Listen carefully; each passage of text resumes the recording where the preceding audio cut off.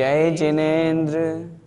अठ विह कम मुके अठ गुण अढे अणुव में सिद्धे अठम पुण विणि विठे निठिय कज्जे अवंदिमो नित्यम।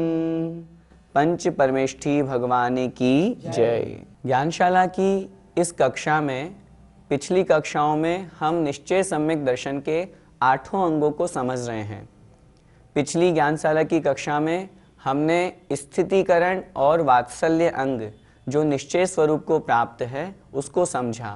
आइए उसी क्रम के अनुसार 8वां अंग जो प्रभावना अंग है, निश्चय सम्यक दर्शन का 8वां प्रभावना अंग, उसे हम समझते हैं। विचारह मारूड़ो मणोरह रहे सुहण दिजो चेदा सो जिणाण पहावी सम्मादिट्ठी मुणे दवो। आइए गाथा का अर्थ समझते हैं। विद्या रह मारूढ़ो, विद्या अर्थात विद्या, रह अर्थात रथ, उसके ऊपर आरूढ़ अर्थात चढ़ा हुआ, विद्या रूपी रथ पर चढ़ करके मणो रह रहेसु, मणो अर्थात मन रूपी, रह अर्थात रथ के, रहेसु अर्थात वेगों को, तेजी को, गति को, हणदि अर्थात नष्ट करता है, जो चेदा जो आत्मा। निश्चय सम्यक दर्शन का वर्णन चल रहा है और उसके अंतर्गत जो अपने आत्म स्वरूप में लीन होकर के क्या कह रहे हैं यहाँ पे, विद्यारह मारूढ़ो, विद्या रूपी रथ पर आरूढ़ होकर के, अर्थात अपने शुद्ध आत्मा की उपलब्धि स्वरूप होता हुआ, शुद्धोपयोग होता हुआ वह जीव, वह आत्मा जब अपने मन रूपी रथ के वेगों को नष्ट करता है, अर्थात मन की चंचलता को, उस मन के अंतर्गत उठने वाले अनेक प्रकार के विकल्पों को, भोग आकांक्षा को, ख्याति लाभ पूजा आदि अनेक प्रकार के विकल्पों को, द्रव्य क्षेत्र काल भाव और भव, इन पंच परावर्तन में जो निमित्त है, ऐसे उस चित्त की चंचलता को जो आत्मा नष्ट करता है, सो अर्थात वह आत्मा जिणाण पहावी, जिणाण अर्थात जिनेन्द्र भगवान का जो ज्ञान है, केवल ज्ञान है, आत्मज्ञान है, उसकी प्रभावना करने वाला सम्मा दिट्ठी अर्थात सम्यक दृष्टि मुणेदवो जानना चाहिए। ऐसी उस आत्मा को जिन ज्ञान की प्रभावना करने वाला निश्चय सम्यक दृष्टि जानना चाहिए। यहाँ पर आचार्य कुंद महाराज निश्चय सम्यक दर्शन के अंतर्गत प्रभावना अंग का स्वरूप बता रहे हैं और कह रहे हैं कि ऐसा जीव, ऐसा आत्मा, ऐसे मुनि महाराज जो सभी प्रकार की चंचलता से रहित होकर के, मन में उठने वाले अनेक प्रकार के विकल्पों से रहित होकर के, जो वास्तव में अपने आत्म स्वरूप में लीन हो गए हैं। विद्यारह मारूढ़ो का तात्पर्य है ज्ञान रूपी रथ पर आरूढ़ होकर के, जहां उनको आत्मज्ञान की उपलब्धि और प्राप्ति हो गई है, शुद्धात्मा की उपलब्धि हो गई है, तो फिर संसारिक अनेक प्रकार के जो विकल्प हैं, अशुभ उपयोग तो दूर हुआ ही हुआ, शुभोपयोग भी वहां से दूर हो गया, वहां से हट गया, निष्कषाय रूप परिणाम वहां पर हो गए और उस शुद्धात्मा की उपलब्धि को प्राप्त होकर के वही सम्यक दृष्टि जीव वास्तव में जिन धर्म की प्रभावना करने वाले सम्यक दृष्टि जीव मुनि महाराज जानना चाहिए। तो भैया जी, निश्चय प्रभावनांग और व्यवहार प्रभावनांग में क्या अंतर है? निश्चय प्रभावनांग और व्यवहार प्रभावनांग, एक बात हमेशा अपने जीवन में उतार लें, जहां पर भी निश्चय की बात की जाएगी वहां पर आत्मा की बात की जाएगी। चाहे वह सम्यक दर्शन की बात करें, चाहे सम्यक ज्ञान की करें, चाहे सम्यक चारित्र की करें, अलग अलग भेद रूप जब हम चर्चा करते हैं तो वह सारी की सारी चर्चा व्यवहार रूप हो जाती है। लेकिन जब वही सम्यक दर्शन, सम्यक ज्ञान, सम्यक चारित्र एक रूप हो जाता है, या फिर वही जो सम्यक दर्शन के 8 अंग जो हम पढ़ रहे हैं, समझ रहे हैं, वे एक रूप हो जाते हैं, तो वही निश्चय बन जाता है। निश्चय प्रभावना अंग जो अभी आचार्य भगवान कुंद महाराज ने इस गाथा में हमें बताया कि वास्तविकता में वह मुनि महाराज जो सभी प्रकार के विकल्पों से दूर हो गए, संसार में अनेक प्रकार के कार्य होते हैं और उन निमित्त मन की चंचलता, मन बड़ा चंचल रहता है और उस निमित्त से बहुत इधर उधर भटकता है। कभी ये आकांक्षा होती है कि मुझे इस वस्तु की प्राप्ति हो जाए, मैं ये तपस्या कर रहा हूँ तो लोग संसार में मेरी ख्याति हो, प्रसिद्धि हो, लोग मेरी पूजा पाठ करें। इन सभी प्रकार के विकल्पों को जो नष्ट कर देता है, इन सभी प्रकार के विकल्पों से दूर होकर के जो शुद्धात्म स्वरूप में लीन है, शुद्धोपयोगी मुनि महाराज है, वे ही वास्तव में निश्चय प्रभावना अंग को धारण करने वाले सम्यक दृष्टि कहे जाते हैं। और उस सम्यक दर्शन का कितना बड़ा लाभ है जब वे मुनि महाराज उस निश्चय स्वरूप में लीन होकर के आत्मा की उपलब्धि करते हैं, शुद्ध आत्मा का ध्यान करते हैं, शुद्ध आत्मा में लीन हो जाते हैं। उस निमित्त उनकी कर्मों की निर्जरा होकर के और वो केवल ज्ञान को प्राप्त होते हैं। और जब केवल ज्ञान को प्राप्त होकर के समोषण आदि की रचना होती है, वो बहुत अधिक प्रभावना का कारण बनती है। जब हम व्यवहार प्रभावनांग की बात करते हैं तो पंडित दौलत राम जी ने एक छोटी सी पंक्ति लिखी छेड़ाला जी में, वा जिन धर्म दीपावे। इसके पहले वात्सल्य अंग तक का वर्णन करने के पश्चात जिन धर्म दीपावे, जिन धर्म अर्थात जिनेंद्र भगवान के द्वारा उपदेशित जो जिन धर्म है, सच्चा धर्म है, अहिंसा परमो धर्म है, इस धर्म को जो प्रकाशित करता है, संसार में फैलाता है, उस व्यक्ति के, उस सम्यक दृष्टि जीव के प्रभावना अंग जानना चाहिए, समझना चाहिए। आचार्य भगवान समंत भद्र स्वामी महाराज ने रत्नकरंडक शावकाचार में लिखा, अज्ञान तिमिरव व्याप्ति मपाकृत्य यथा यथम जिन शासन माहात्म्य प्रकाशः स्यात् प्रभावना। अर्थात संसार में फैले हुए अज्ञान रूपी अंधकार को दूर करके, नष्ट करके, यथा यथम अर्थात जितना अपने से बन सके, जितनी हमारी शक्ति है, उस निमित्त से उस अज्ञान रूपी अंधकार को नष्ट करके, दूर करके, जिन शासन माहात्म्य है प्रकाश है, जिनेंद्र भगवान का जो शासन है, जिन शासन, जिन धर्म, हमारा जैन धर्म, अहिंसा परमो धर्म, इसकी प्रकाश करना, इसको फैलाना, इसके महत्व को लोगों को बताना, इसका नाम है प्रभावना अंग। आचार्य भगवान अमृतचंद स्वामी महाराज ने भी लिखा, दान तपो जिन पूजा विद्यातिशयश्च जिन धर्म है। कितनी अच्छी पंक्ति है। सम्यक दृष्टि जीव किस प्रकार से प्रभावना कर सकता है? दान के माध्यम से, तपस्या के माध्यम से, जिन पूजा के माध्यम से और विद्या का अतिशय बतला करके। आज इतने बड़े बड़े हमारे मंदिर बन रहे हैं, कितनी अधिक प्रभावना होती है। लोग जब देखते हैं तो बहुत बहुत बहुत उनके अंतर्गत या उनके मन में ये भाव उठते हैं, देखो जैनियों के मंदिर, जैनियों के भगवान कितने महान हैं। वो सब निमित्त किससे बना? दान के माध्यम से। यदि हम अपने रुपए पैसे का सदुपयोग करें, दान आदि देकर के बहुत अधिक धर्म प्रभावना कर सकते हैं। तपस्या के माध्यम से भी जब लोग देखते हैं, अरे ये जैनियों की मुनि महाराज कितनी तपस्या करते हैं, निर्ग्रंथ दिगंबर रहते हैं, एक समय भोजन लेते हैं, उसमें भी कुछ आ जाए अंतराय तो छोड़ देते हैं, उसके पश्चात एक बूंद पानी भी नहीं लेते। और इनको तो देखो, ये तो 8-8 दिन के, 10-10 दिन के उपवास करते हैं। उस तपस्या के माध्यम से लोगों के मन में धर्म के प्रति एक महत्व जागृत होता है, प्रभावना उत्पन्न होती है। जिन पूजा, बहुत बड़ी जिन पूजा कराने से भगवान जिनेंद्र देव का अतिशय प्रकट होता है। लोगों को मालूम पड़ता है कि वास्तविकता में भगवान जिनेंद्र देव कितने महान हैं। इतने सारे लोग मिलकर के जब इतनी बड़ी पूजा कर रहे हैं तो निश्चित रूप से अन्य लोगों के लिए वह प्रभावना का भी कारण बनता है। और विद्यातिशय तो है ही। संसार में वास्तविकता में सबसे बड़ा प्रभावना का निमित्त है अज्ञान को दूर करके ज्ञान को प्रकट करना, सामने वाले को ज्ञानी बनाना, धर्म सिखाना, और उसके माध्यम से हम बहुत अधिक प्रभावना कर सकते हैं। तो बात हुई निश्चय प्रभावना अंग और व्यवहार की। चूंकि निश्चय प्रभावना अंग को धारण करने वाले तो मुनि महाराज ही होते हैं, हम और आप तो हैं नहीं। जब वो मुनि महाराज भी जब शुद्धोपयोग में लीन हो जाते हैं तब उनके निश्चय प्रभावना अंग कहा जाता है। और उससे जब नीचे होते हैं तब उनका व्यवहार प्रभावना अंग होता है। हम और आप निश्चय तक तो नहीं हैं, लेकिन व्यवहार अंग को धारण करने वाले अथवा सम्यक दृष्टि हम हैं ही। तो निश्चित रूप से सम्यक दृष्टि के साथ में हम उस प्रभावना अंग को इन इन निमित्तों से, जो अभी हमने व्यवहार प्रभावना की बात की, वो हम अपने जीवन में कर सकते हैं। भैया जी, हम अपने जीवन में व्यवहार प्रभावना अंग को कैसे ला सकते हैं? जिन जिन निमित्तों का अभी हमने वर्णन किया, उन सब बातों को तो ध्यान में रखना ही रखना है। उसके साथ में हमारा आचरण, हमारा व्यापार, हमारी ईमानदारी, ये सब भी प्रभावना का कारण बनती है।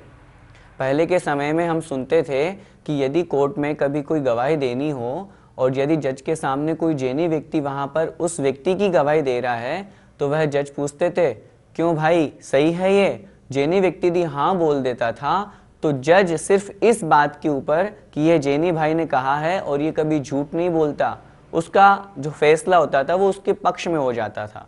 सोचिए, सिर्फ एक जेनी भाई के कहने से वह पूरा का पूरा फैसला उसके पक्ष में हो गया, क्योंकि पहले के समय में ये सारी की सारी ईमानदारी थी।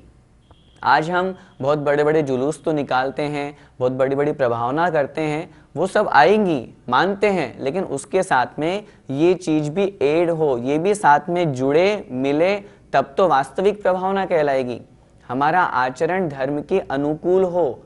शास्त्र तो हम पढ़ लेते हैं, सारे की सारी बातों को हम समझ भी रहे हैं, लेकिन यदि हमारा आचरण धर्मानुकूल नहीं है, हम लोगों को तो खूब उपदेश दे रहे हैं, लोगों को खूब समझा रहे हैं कि इस तरह से आचरण श्रावक का होना चाहिए, और यदि हम ही गलत कर रहे हैं तो फिर वह प्रभावना नहीं अप्रभावना का कारण बन जाती है।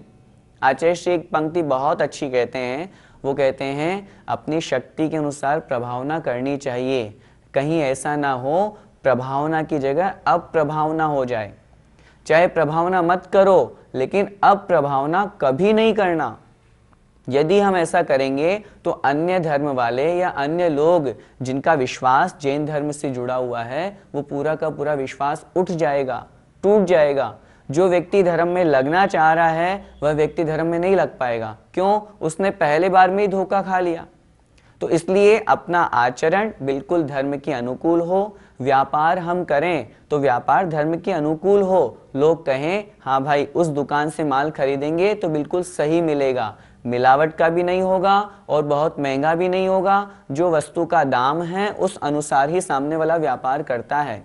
आज भी बहुत लोग हैं जो सच्चा व्यापार करते हैं, सामने वाले को कहे कि मुनाफा लेते हैं, भैया हम इतना % लेना है, इसके आगे कुछ नहीं। तो निश्चित रूप से उस व्यक्ति का विश्वास जुड़ता है। उस व्यक्ति का विश्वास उस व्यक्ति से तो जुड़ा ही जुड़ा, साथ में वो जब ये जानता है कि देखो ये सेठ जी कितने महान हैं, जैनी हैं, प्रतिदिन भगवान की पूजा अर्चना करते हैं, दान भी करते हैं, सब कुछ करते हैं, तो उसके मन में धर्म के प्रति अनुराग जागृत होता है। वो खुश होता है कि मेरे जीवन में एक ऐसा व्यक्ति हमको मिला जो हमें उस मार्ग पर आगे बढ़ाने वाला है। तो इन सब निमित्तों को भी अपने को सोचना है कि अपने जीवन को हम धर्म के अनुकूल बनाएंगे, ईमानदारी पूर्वक जीवन जिएंगे, व्यापार हमारा अच्छा होगा, तो निश्चित रूप से लोक में हम प्रभावना बहुत अच्छी प्रकार से कर सकते हैं। आजकल हमारे कुछ युवा साथी नॉनवेज की तरफ, शराब की तरफ बढ़ रहे हैं। जब ये सब बातें सुनते हैं कि वो जैनी वहाँ पर ड्रिंक कर रहा था, उस जैनी का व्यापार ऐसा, और वो वहाँ पे गलत काम कर रहा था, गलत काम करते हुए पकड़ा गया, तो शिर शर्म से झुक जाता है। इससे बड़ी अप्रभावना क्या होगी? जहाँ लोग विश्वास करते हैं कि जैनी व्यक्ति और ये तो गलत काम कर ही नहीं सकता, और जब गलत काम में उसका नाम आता है तो पूरी की पूरी जैन समाज शर्मसार हो जाती है।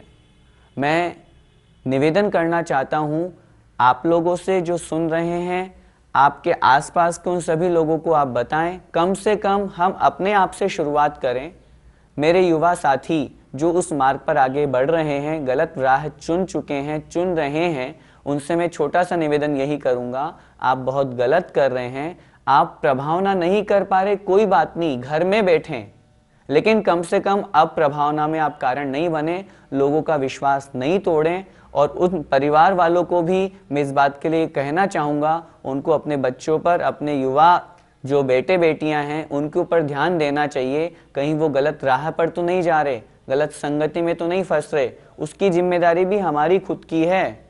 कहीं हमारे भारत देश में पाश्चात्य संस्कृति तो नहीं आ गई कि हमने अपने बच्चों को पैदा कर दिया, पढ़ाया लिखाया, को एजुकेशन के लिए बाहर भेज दिया, सब कुछ हो गया, हम सोचते ही नहीं है कि वो वहाँ किसके साथ रह रहे हैं, क्या कर रहे हैं, क्या नहीं कर रहे हैं। सभी माता पिताओं को, परिवारीजनों को मैं इतना सा निवेदन करना चाहूँगा कि वो इस विषय पर विचार करें, अपने बच्चों को अनुशासन में रखें। मैं बांधने के लिए नहीं कह रहा, लेकिन कम से कम यदि हम उनके ऊपर थोड़ा अनुशासन रखेंगे तो वो बिगड़ेंगे नहीं, गलत राह पर नहीं जाएंगे। वो निश्चित रूप से, उनको भी यदि हमने सुधार दिया, वो भी सही मार्ग पर लगे हुए हैं, तो वो भी हमारे लिए जिन धर्म की प्रभावना का कारण बनता है। यहाँ पर अभी हमने पढ़ा, वह शुद्ध सम्यक दृष्टि जिनणाण पहावी, अर्थात जिन ज्ञान की प्रभावना करने वाला होता है। वह जिन ज्ञान, आत्मज्ञान, सम्यक ज्ञान क्या है, उसी सम्यक ज्ञान को बतलाने के लिए आचार्य भगवान अगली गाथा कहते हैं। अरहंत भासियत्थम गणहर देवे ही गंथियम सम्मम सुत्तत्मग्गणत्थम सवर्णा साहंति परमत्थम। सम्यक ज्ञान क्या है और उसके माध्यम से कौन क्या फल को प्राप्त करते हैं, आइए देखते हैं। अरहंत भासियत्थम, अरहंत भगवान द्वारा, भासियत्थम अर्थात कहा हुआ, उपदेशित, प्रतिपादित। गणहर देवे ही, गणधर देवताओं के द्वारा, गणधरों के द्वारा, गंथियम सम्मम अच्छी प्रकार से, सम्यक प्रकार से, गंथियम गूंथा हुआ, गुंफित। सुत्तथ मग्गणत्थम, सुत्तथ, सुत्त अर्थात आगम, अथ अर्थात अर्थ, मग्गण, मग्गण अर्थात अन्वेषण, खोजना, ढूंढना, अथम अर्थात ही जिसका प्रयोजन है। आगम के अर्थ का अन्वेषण करना ही जिसका प्रयोजन है, आगम के अर्थ को प्रकट करना, समझाना, ऐसे उसे कहते हैं आगम अर्थात सूत्र, सम्यक ज्ञान। उस सम्यक ज्ञान को सवर्णा अर्थात साधु, साहंती साधते हैं, परमत्थम परमार्थ को। उस सम्यक ज्ञान के माध्यम से जो साधु होते हैं वो परमार्थ को अर्थात मोक्ष को साधते हैं अर्थात सिद्ध करते हैं। एक बार फिर से देखें कैसा होता है सम्यक ज्ञान। दो बातें यहाँ पर कही, जो अरिहंत भगवान द्वारा प्रतिपादित हो, चार घातिया कर्मों को नष्ट करने के पश्चात केवल ज्ञान को प्राप्त करके जो अरिहंत परमेष्टि 13वें गुण स्थान को प्राप्त हैं, वे जब उपदेश देते हैं दिव्य ध्वनि के माध्यम से, समौषण में, गंधकुटी आदि में, उस निमित्त से जो उन्होंने उपदेश दिया, उस उपदेश को गणधर देवताओं के द्वारा अच्छी प्रकार से गूंथा गया। अच्छी प्रकार से गूंथने का तात्पर्य, चूंकि जिनेंद्र भगवान की जो वाणी वो ओमकारमय है, और उस वाणी को उन गणधर देवताओं के द्वारा आचारांग, सूत्र, कृतांग आदि 12 अंगों रूप में विभाजन किया गया। गूंथने का अथवा गुंफित करने का तात्पर्य है विभाजन करना। उस जिनवाणी को, जिनेंद्र भगवान की वाणी को 12 अंगों रूप विभाजन करना, ये काम है गणधर देवताओं का। वह जो गूंथा वह कहलाया सम्यक ज्ञान। और उस सम्यक ज्ञान का क्या काम है? आगम का जो अर्थ है, उस अर्थ को खोजना ही जिसका प्रयोजन है। जिनेंद्र भगवान ने जो उपदेश दिया उसको आगम कहा, वही सूत्र कहलाया। और उस सूत्र को निश्चित रूप से जो पूर्णतया उसका अर्थ का अन्वेषण करते हैं, आगम में क्या लिखा, किस प्रकार से लिखा, और उसको पढ़ करके उसके माध्यम से जो मुनि महाराज होते हैं वो परमार्थ को साधते हैं, अपने मोक्ष की सिद्धि करते हैं। यही सम्यक ज्ञान है। भैया जी, निश्चय सम्यक ज्ञान एवं व्यवहार सम्यक ज्ञान में क्या अंतर है? जब मुनि महाराज शास्त्रों का पठन पाठन करते हैं, उसके आगम के अर्थ को खोजने में लगे रहते हैं, उस समय उनका व्यवहार सम्यक ज्ञान। लेकिन जब वे ही मुनि महाराज उस सम्यक ज्ञान के माध्यम से अपने आत्म स्वरूप में लीन हो जाते हैं, वहाँ पर सम्यक दर्शन, सम्यक ज्ञान और सम्यक चारित्र तीनों एक हो जाते हैं, किसी तरह का कोई भेद नहीं रहता, वही निश्चय सम्यक ज्ञान होता है। निश्चय सम्यक ज्ञान अर्थात शुद्धोपयोग, व्यवहार सम्यक ज्ञान अर्थात शुभोपयोग। वह व्यवहार सम्यक ज्ञान मुनि महाराज तो प्राप्त करते ही करते हैं, लेकिन हम और आप भी जब शास्त्रों को पढ़ते हैं, पढ़ाते हैं, स्वाध्याय करते हैं, किसी विषय को देखना होता है, शास्त्रों को पलटते हैं, तो वह हमारा सम्यक ज्ञान, व्यवहार सम्यक ज्ञान कहलाता है। और जब मुनि अवस्था में वो आत्म स्वरूप में लीन हो जाते हैं तो वही उनका निश्चय सम्यक ज्ञान हो जाता है। भैया जी, जिनेंद्र भगवान की वाणी को गणधर देव किस प्रकार से गुम्फित करते हैं? जिनेंद्र भगवान की जो वाणी दिव्य ध्वनि के माध्यम से हमें प्राप्त होती है वो कहते हैं ओमकारमय है। ओमकारमय कहने का तात्पर्य है अक्षरात्मक तो है, जिनेंद्र भगवान इतने महान हैं, केवल ज्ञान उनको प्राप्त है, तो वो जो दिव्य ध्वनि के माध्यम से उपदेश दिए वो उनका उपदेश अक्षरात्मक होता है, लेकिन वो इतनी फास्ट होता है, बहुत तेज गति से होता है, इसलिए हमें वो इस रूप में सुनाई देता है।